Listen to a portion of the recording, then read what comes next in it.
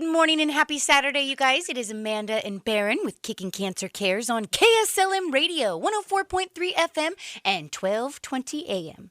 Our sponsor for this first half is Odd Moe's Pizza. Huge shout out to Mike for being with us from the very beginning. And one of their newest additions is their pasta.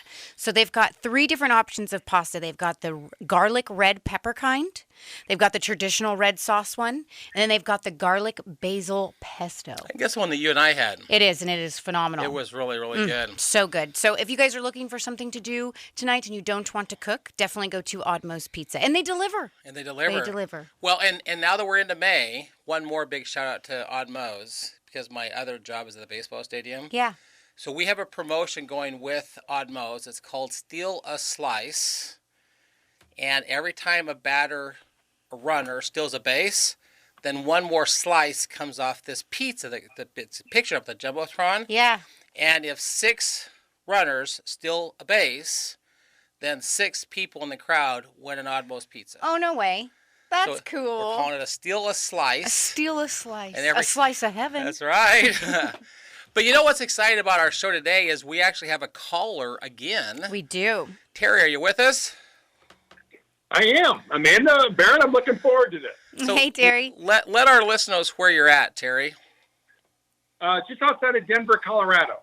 Well, I lived in Denver for a while, so what city are you in? Lakewood. Lakewood. Okay, I do know where Lakewood is at. Well, we're excited to have you on as a guest. Your story is truly amazing and inspiring all together. Oh, I can't wait to hear it. But what we have done, just for the listeners, is we've done a recap of the previous week's show.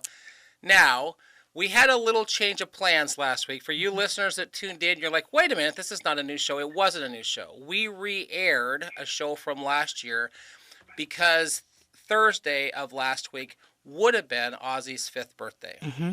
And we thought it would be really neat to re-air the show where his mom and dad came in to tell what Ozzy was going through. Just honor them and their story and all that they're standing for today. Yeah, yeah. And I'm excited to announce that next week, his parents are going to come in again. That's exciting. Yeah. That's super exciting.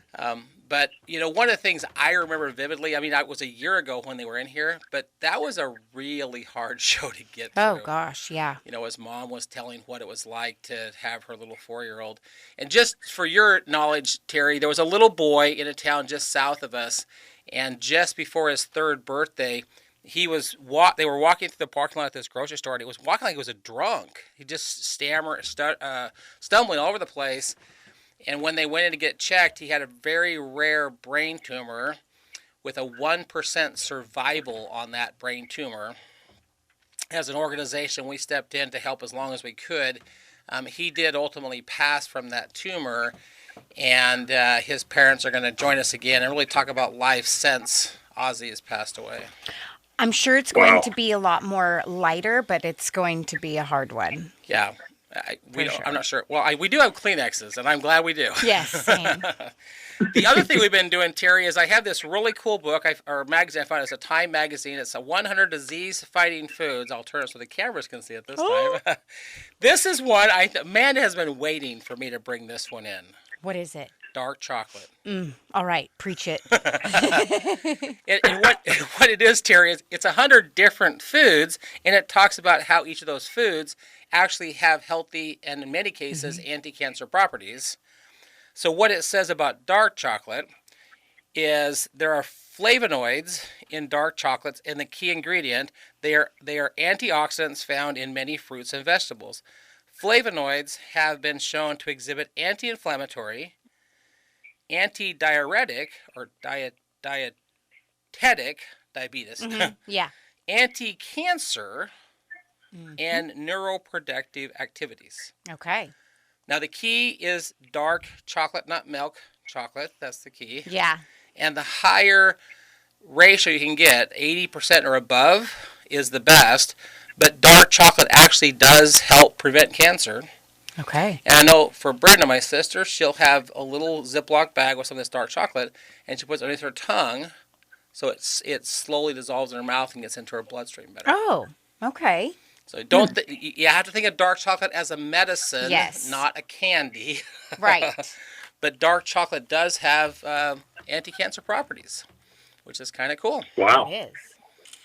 Okay. And for the listeners that have been listening for a while, Amanda always takes a picture of this. And if you've missed what I've said, you can email Amanda at Amanda@kslm.news. And she'll send you a copy of the picture that we just took. Absolutely. Well, the other thing that I've done for a while is brought you an update. Yes. My update is another shocking statistic for you. Okay. A few weeks back, I brought you the predictions for 2024. Mm-hmm. I'm going to bring you the prediction for Oregon specifically. Oh, I didn't know it broke down like that. Okay. So the American Cancer Society, one of the things that they do really well is data collection and numbers. So the prediction for Oregon for new cases of cancer is 26,200 new cases. In 1 year. In 1 year. Now, what makes that so shocking? How much does that break down to a day? You didn't do that. I'll do the math, though. I will do the math. He's normally really good about breaking it down. I'll break it down for you. Here's what makes this number so shocking for you. 26,200 new cases. Man. For the listeners that don't know, don't give us your address, but what town do you live in? Oh. Wilsonville. Yes, me. The town of Wilsonville has 26,597 residents. Oh. So So basically, the the whole town of entire Wilsonville. town of Wilsonville is going to get cancer. Jeez. If you put it in that perspective. I had to knock on wood there. My goodness. This year it's predicted that 8,670 will pass away from cancer. Wow. And the town of Staten, which just for your knowledge, Terry, that's a little bit east of us, has 8,188 residents. Wow. So the entire town of Staten is predicted to pass away from cancer. Wow. Just in Oregon. Just in Oregon. Oregon has 4.2 million people, so 0.6% of our population is predicted to get cancer. Wow. Now, That's alarming. it is alarming.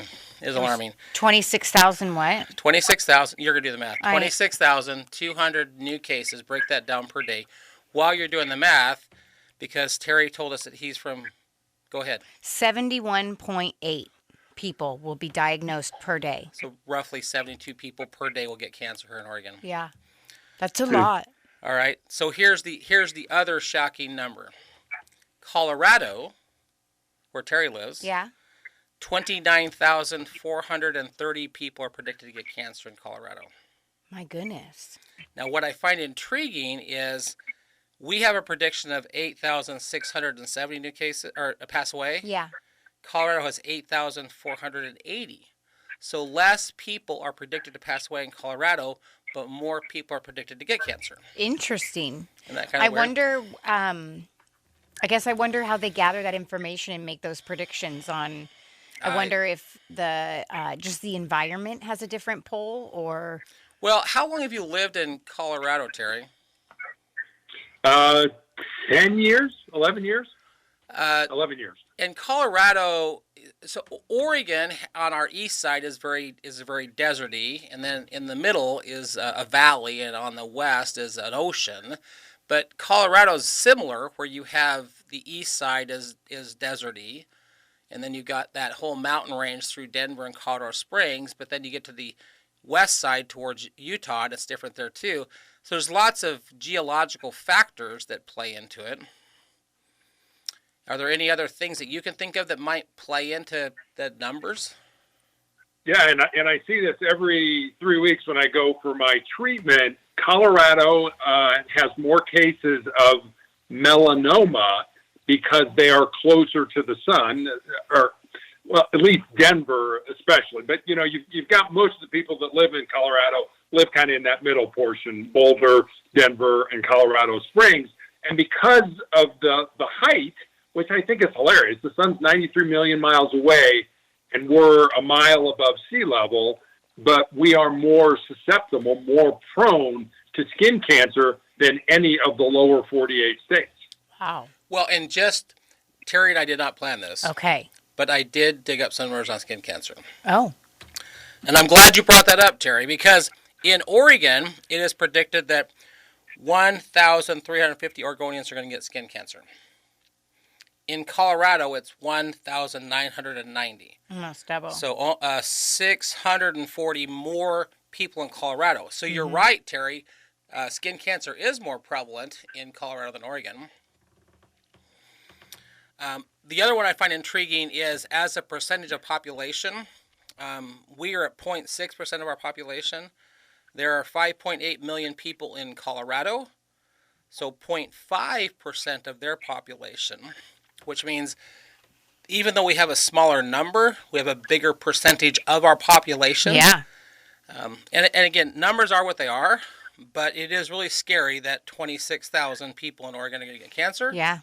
And 29,000 in Colorado. Very scary. So there's my shocking update for you. Terrifying update. Thank you for that. 72 Oregonians per day. Jeez. Well, let's shift gears a little bit. Okay. One of the biggest reasons I wanted Terry to join us is there's a 12-year journey that we're going to walk through. And really, Terry, your story is scary and provides hope all at the same time. It does. It does. I am, in a lot of ways, very lucky, even though I've been very unfortunate. So just a little update. I was diagnosed with a rare form of melanoma back in 2012, and this melanoma appeared on the bottom of my left foot. And I can promise you, at no time in my life did I ever sit out in the sun with my feet up in the air trying to tan the bottom of my feet to get cancer. But my form of cancer, acral lentiginous melanoma, has nothing to do with sun exposure. It has to do really with no reason that they understand it, but it appears on the bottom of the feet or the palms of the hands, and it is still considered melanoma. And when I was diagnosed in 2012, I was told that if I got an absolute miracle, I might live 5 years, but more than likely I would be dead in 2 years because they had really nothing to offer me other than surgery. There were no drugs, no treatment modalities, other than if it was someplace they could cut it out. So I was given a death sentence in 2012 and thought, well, maybe I could turn that death sentence into a life sentence. That's what I've been trying to do for the last 12 years. Amen. Well, yeah. And one of the things that's awesome with what you just said is the person that connected me to Terry is Russ Hedge. Okay. Who had skin cancer on the bottom of his foot, you know. And when Russ came in and we aired that podcast, Terry, we basically said that, don't blame the sun for skin cancer because it was on the bottom of the foot. But I want to run the listeners back a little bit to what you just said a minute ago. 2012, you're in Texas. You're a high school basketball coach. You had a callus on your foot. Can you kind of talk a little bit about what happened back then, 12 years ago? Sure. So, as you said, I was a girls' high school basketball coach, and I had a callus break open right below my third toe. And initially did not think much of it because as a coach, you're on your feet a lot. Right. But after a few weeks of it not healing, I went to see a podiatrist, a foot doctor friend of mine, and he took an x-ray and he said, Terry, I think you've got a cyst in there and I can cut it out. And he did.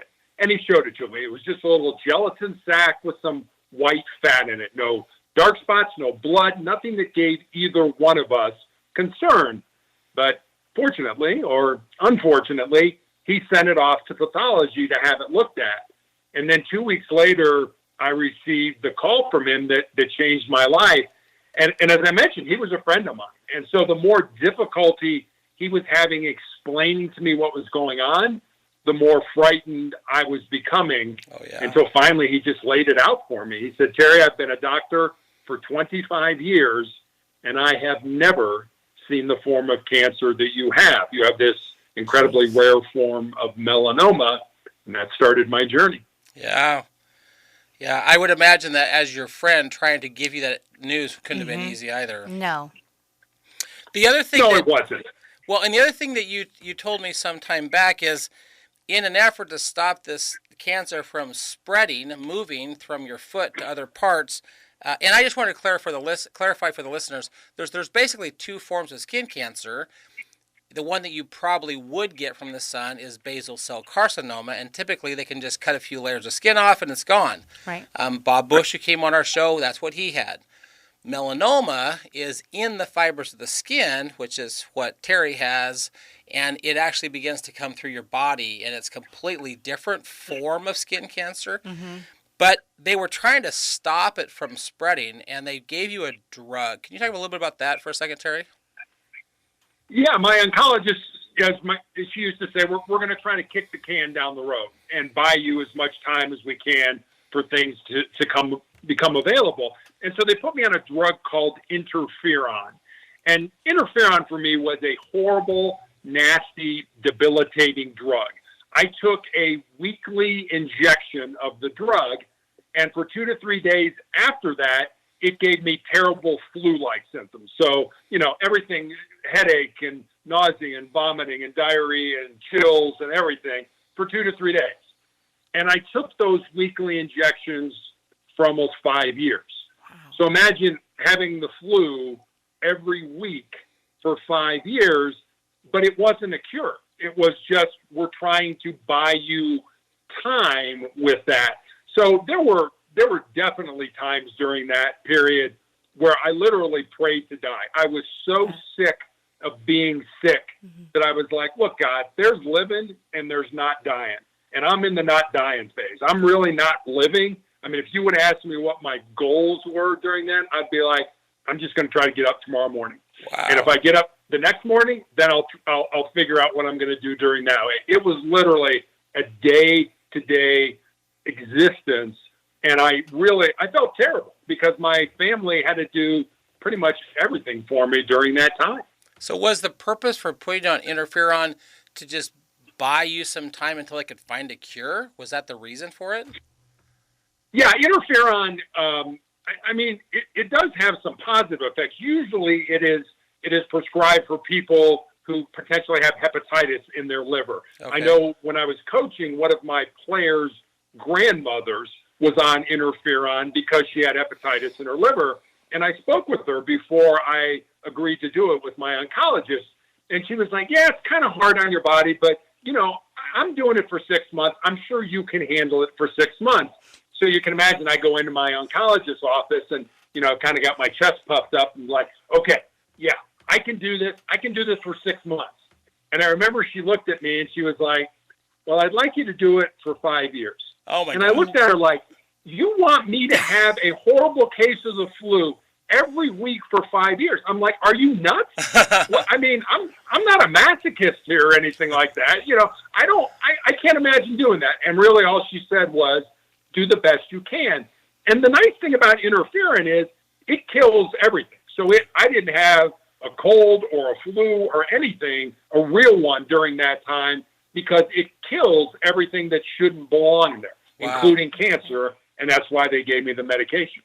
Well, there was a point about 2017. You're 5 years into using this thing, and something happened that forced you into the ICU that got you off from this drug. Talk about what happened in 2017, Terry. Yeah. So towards the end of my using interferon, I was in the emergency room almost once a month with some kind of side effect. I would wake up with either a fever or I felt just horrible. Not the typical flu type, but even worse. And so I would go to the hospital. They would hydrate me. If I had a fever, they would keep me overnight to do testing on my blood. But eventually, I ended up in the intensive care unit with a fever of 108 degrees, which is usually not compatible with being alive. And thank God my wife was with me because she was sitting next to me. And I remember she said to the nurse, you need to take his temperature. And the nurse was like, well, we've already taken his temperature. And the funny thing about this was I am burning up, but I'm freezing. I'm wrapped in warm blankets. I'm so cold. And she takes my temperature, and it's 104. And she runs out to get the doctors, and they come in, and they take it again, and it's 108. So off come the warm blankets. I am literally packed in ice, and they hang some kind of a hypothermic medication. I don't remember much of it. I do remember sort of lifting my head up, and my torso was naked.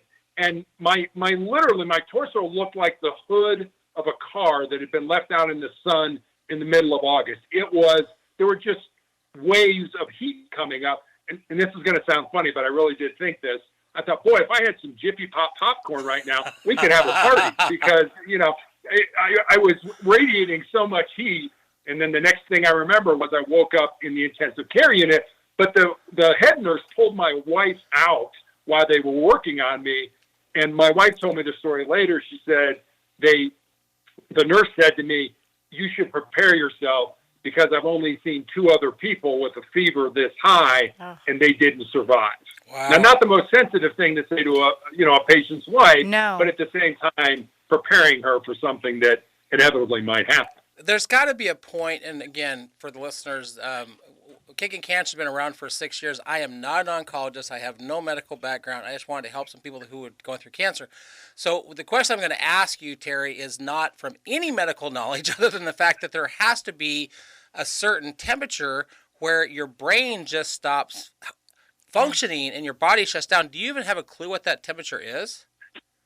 I mean, from what I was told, 108, you start boiling your organs. That's what I was, yeah. And I think that's why the nurse prepared my wife. It's like, look, he's literally boiling in his own blood. Wow. And so I do not know, I'm not a doctor either, I have no medical background, but 108 is to a point where you really shouldn't survive that high of a fever. Well, and I can see Amanda vigorously trying to find the answer to that question, but I think it's somewhere around 103, 104 is when you stop getting oxygen to your brain. And so what's interesting, what you just said is you were at 104, they're freaking out, they leave, they go to find a doctor. By the time they get back, you're at 108. You jumped 4 degrees in that time period, and they knew at 108, just prepare your wife that you're probably not going to survive. That is unbelievable. Did you find an answer, Amanda? Yeah, so it says, normally death or serious brain damage, convulsing and shock, cardiorespiratory collapse will likely occur around 107.6 degrees. So you passed that mark. And almost certain death will occur after 111.2 degrees. Wow. So well, that explains a lot about my brain damage and stuff. So thank you very much. I had the exact same. It explains everything now, Terry. Now we know. It does, Amanda. Thank you for clarifying that. You're very welcome. Well, it's funny because when she said that, my first comment would have been, well, now they know why Barron's has brain problems. I must have hit 108 at one point. Well, I'm really glad that you got through that. Not that you went through it, but that you got through it. We've got a couple more minutes. Can you just? We're going to get more into what happened in 2018 and 19. But how did your family handle everything that you went through during those 5 years? I mean, my family has been really great about this, and I'll tell a story on the other side of the break, but. I mean, I could not do this without them. You don't do this in a vacuum. I think cancer tends to initially isolate you from your friends and then your family and then eventually yourself if you let it.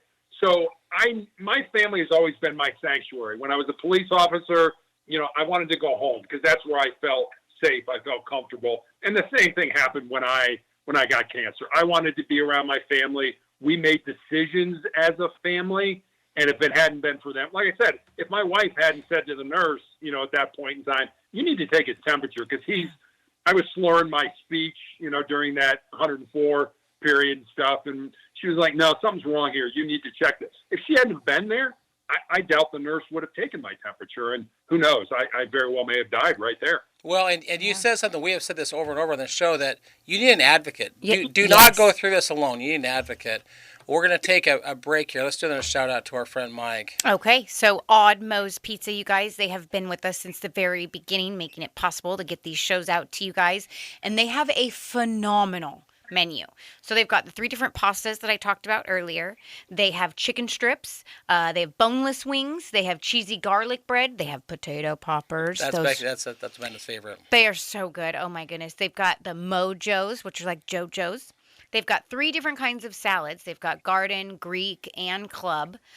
They've got donut dunkers. Those are brand new. Are they? Yeah. They look phenomenal. Because I'm reading off of this menu, and But you got pictures there too. I am, and these. It looks like they give you like a icing thing to dunk them into. Yep. My goodness, they even have cookies.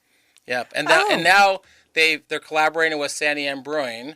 So they have the beers that have been created by Sandy M Brewing that have the Kickin' Cancer logo on the can. That's kind of fun. They're collaborating with Michelle Ashlie to get some desserts out too. So Mike is great. Mike is awesome. So they've got the cookie, and then it's like they have a thing where you can make your own root beer float. They've got ice cream to make root beer floats. How awesome! And then their pizzas, you guys. I mean, we probably should mention they have pizza too. Their pizzas are top of the line. So do yourself a favor, call Oddmo's, go to their website and check out what they've got. If you guys have any questions, or they can do everything. So definitely go to Oddmo's tonight and give yourself that break. We'll be right back after these messages. Stay tuned.